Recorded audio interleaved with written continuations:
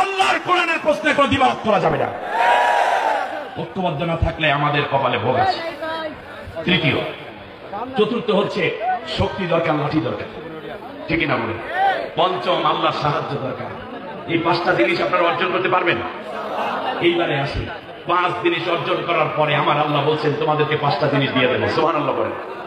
অনুরিদু আন নামুন্না আলাল্লাযীনা ইসতুদঈফু feel আরদ, জমিনের বুকে স্বৈর শাসক কর্তৃক সবচেয়ে নির্যাতিত যেই দল, আমি আল্লাহ রাব্বুল আলামিন ওই দলটার উপরে আমার রহমত দেওয়া শুরু করে দেব।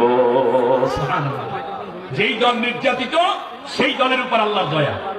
ওয়ানাজআলাহুম আইম্মাতান, মাঝখানে একটা সময় যাবে, তারপরে ওই দলটাকে আমি আল্লাহ রাব্বুল আলামিন ক্ষমতার মসনদে নিয়ে আসব। সিদ্ধান্ত কার? জোরে বলেন কার? আল্লাহ যেই দলকে ক্ষমতায় দিতে চান, সবচেয়ে মাজলুম দলটা, আপনারা সবাই কি সেই দলকে সমর্থন দিয়ে ক্ষমতায় নিতে চান? আল্লাহ যা চান আপনারা কি তা চান? আল্লাহর চাওয়া কে কে পুরা করতে চান? 2টা হাত উঁচু করে জুমার দিন নামাজের পূর্ব মুহূর্তে আল্লাহকে দেখা।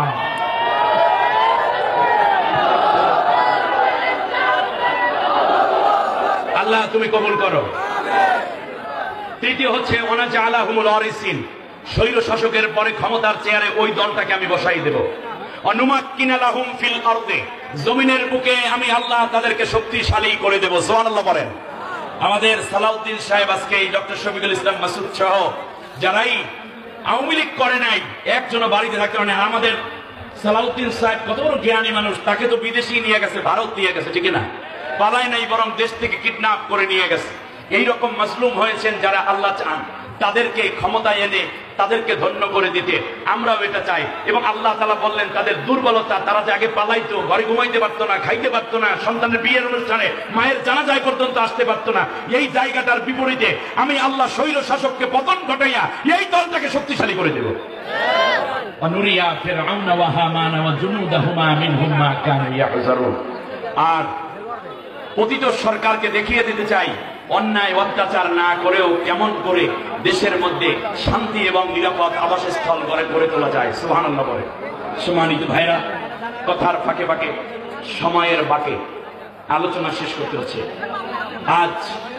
এজন্য একটি হাদিস বলে আমি শেষ করতে চাই। আমার দিকে তাকান।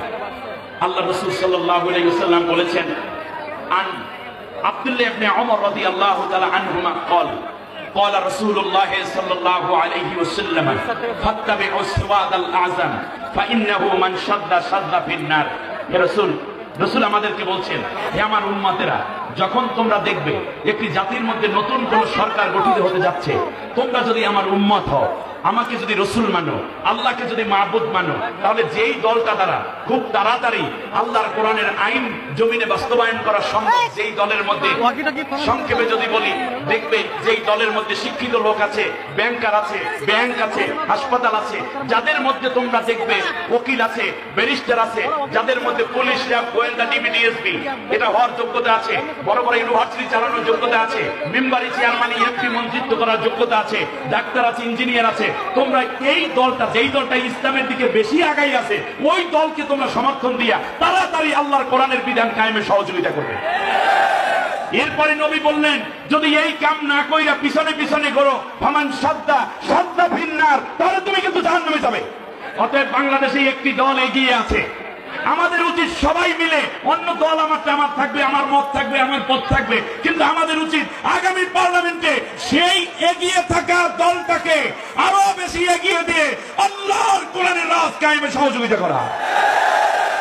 আল্লাহর একটা ওয়াদা আছে, ওয়ালাউ আন্না আহলাল কুরআন আমানু ওয়াত্তাকাউ লাফাতাহনা আলাইহিম বারাকাতিম মিনাস সামাই ওয়াল আরদ।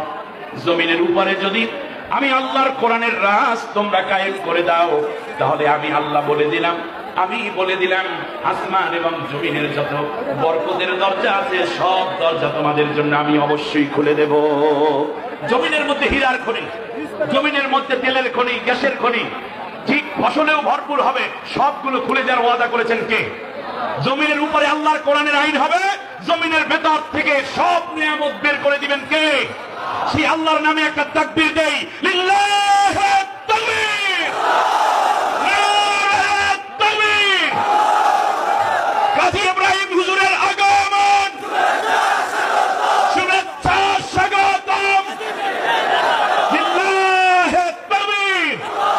হাযা মা ইনদি ওয়াল ইলমু ইনদাল্লাহ আলাইহি তাওয়াক্কালতু ওয়া ইলাইহি উনীব।